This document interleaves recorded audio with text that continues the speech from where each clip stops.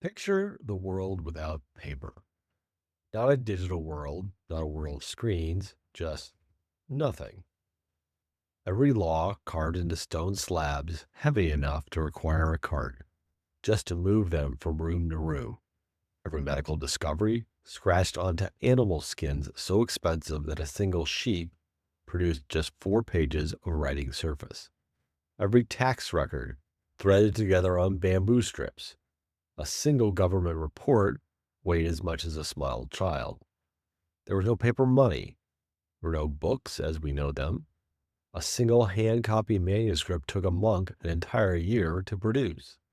And if it burned, it was gone forever. That's not ancient history. That's the world your ancestors lived in for thousands of years.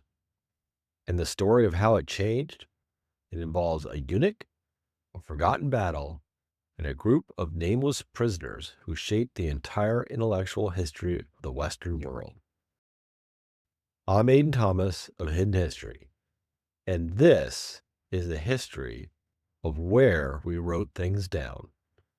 This is the history of paper. Before paper, China had bamboo, and bamboo worked. Technically, you could write on it, you could bind the strips together into scrolls. A single chapter of a book might require 50 bamboo strips, bound with cord, stacked into a bundle roughly the size of a coffee table. A full philosophical treatise weighed more than most small children. Confucius reportedly wore out the leather cords binding his bamboo books 3 times for rereading them. We know he was a diligent scholar because when the cords snapped, he had to sit down and retie them. The Han dynasty employed hundreds of imperial officials, whose job was essentially to manage the physical weight of government paperwork, not to read it, to carry it. Silk was the alternative, lighter, beautiful, ideal for imperial correspondence, was also worth nearly its weight in gold. A single silk scroll, the equivalent of a short letter, cost more than a skilled craftsman earned in a full month. Knowledge existed in China, extraordinary knowledge, philosophy, astronomy, mathematics, medicine, but it was trapped, buried under the sheer physical weight and cost of the materials required to record it. Ideas couldn't travel, literacy couldn't spread. And then, sometime around the 2nd century BCE, someone left a batch of old hemp rags soaking in water for too long. The fibers broke down. The residue pooled and flattened on the surface of the water. When it dried, it was thin, light, and you could write on it. Nobody recorded who made that discovery. Their name is lost. The person who accidentally stumbled onto the earliest form of paper, one of the most transformative materials in human history, is completely anonymous. By 105 CE, a court official named Cai Lun took what those nameless craftsmen had stumbled onto and made it reliable, scalable. He was the director of the imperial workshops in Liaoyang, effectively China's chief manufacturer, not a philosopher, not a scientist, an administrator who solved logistics problems for a living. He took the bark of mulberry trees, added hemp waste, old rags, even discarded fishing nets. He soaked them, beat the fibers into a pulp, pressed it flat into wooden frames, and dried it in the sun. The result was light, cheap, flexible, strong. He presented it to Emperor He of Han in 105 CE. The emperor adopted it across the entire empire almost immediately. Within decades, bamboo strips and silk scrolls disappeared from government use. The demand for Cai Lun paper was so enormous that rattan, used to make the early sheets, was nearly wiped out across the entire regions of China. They had to switch to bamboo fibers because it grew back faster. Cai Lun was celebrated, promoted, given a noble title, Lord Ts'ai. It is a process known as ts'ai ho ju, the paper of Marquis K, became the standard. But here is where things turn dark. By the way, if you made it this far, you're clearly the kind of person who finds this stuff fascinating. If you have a moment, hit that subscribe button. Now, back to our story. Emperor He died in 106 CE, and the court politics that had quietly swirled beneath the surface began to collapse. Cai Lun had powerful allies, and he had made powerful enemies. Years earlier, he had helped the Empress Dowager consolidate her power, a loyalty that had served him well under Emperor He. When the new emperor came to power, the political winds shifted. The Empress Dowager's faction fell, and Cai Lun was summoned to the imperial court to face charges of conspiracy. He knew exactly what that summons meant. On the morning of his hearing, Cai Lun did not go to defend himself. He bathed, he dressed in his finest robes, he walked into his courtyard, and he drank poison.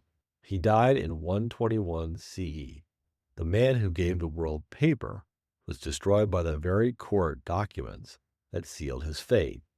He was celebrated for centuries after his death, worshipped in some villages as a deity of papermaking, but he died in disgrace, knowing the empire had turned against him. For the next 600 years, paper spread steadily across Asia, Japan, Korea, and Central Asia. The knowledge of how to make it was a closely guarded Chinese secret. The empire had no intention of sharing it with the world. Then, in 751, two empires collided in a river valley in Central Asia called Talas. On one side, the Tang dynasty of China at the height of its military reach. On the other, the Abbasid Caliphate, the most powerful Islamic empire in the world. The battle lasted 5 days. The Tang army was routed, and among the prisoners taken by the Arab forces were a small number of Chinese craftsmen, papermakers. Most history books treat the Battle of Talas as a minor footnote, a frontier skirmish, a blip in the long history of the Tang dynasty decline.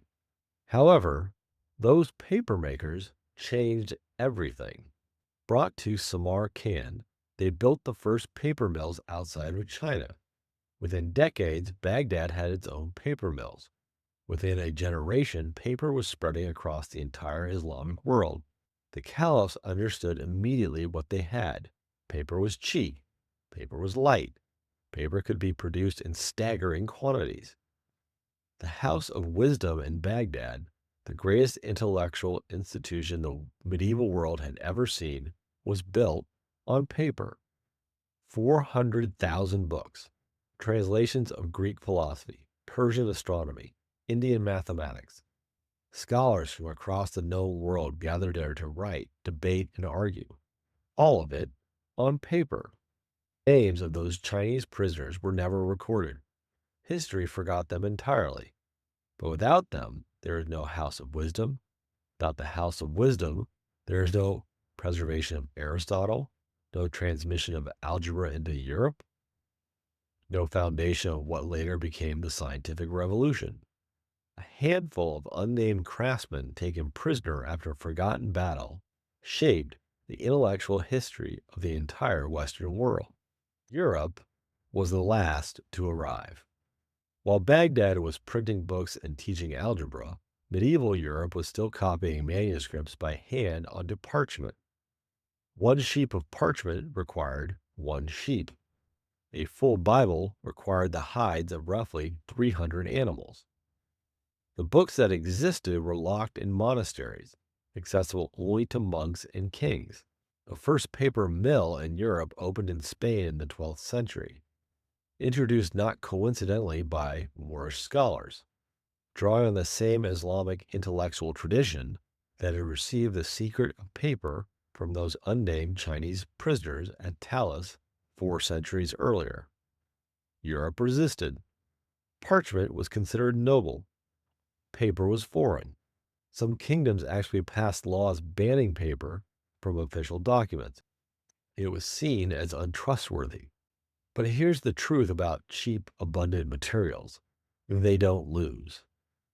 By 1450, a German goldsmith named Johannes Gutenberg needed a medium for his new invention, the movable type printing press. Parchment was too expensive to print and scale. He needed paper. With paper, his press changed everything. The first printed Bible, the Protestant Reformation, the scientific pamphlets that upended medicine and astronomy, the broadsides that sparked a revolution. Every idea that reshaped the modern world passed through a printing press, and every printing press needed paper. In less than 50 years after Gutenberg, literacy rates across Europe began climbing for the first time in 1,000 years. Paper today feels like background noise. We barely notice it. And yet, the deed to your home is on paper, your birth certificate, your ballot, the prescription your doctor writes. During the COVID pandemic, as hospitals were overwhelmed and digital systems strained, nurses fell back on paper charts, old, reliable, unhackable paper charts. We have spent 4,000 years building civilization on the back of this very material. From a nameless craftsman's wet hemp rags in ancient China, to the prisoners of Talas who carried the secret West, to the paper mills of Baghdad, to Gutenberg's press, to the pamphlets that declared independence. Every revolution, every reformation, every scientific discovery that kept your grandparents alive to have your parents and then you. It all needed somewhere to land.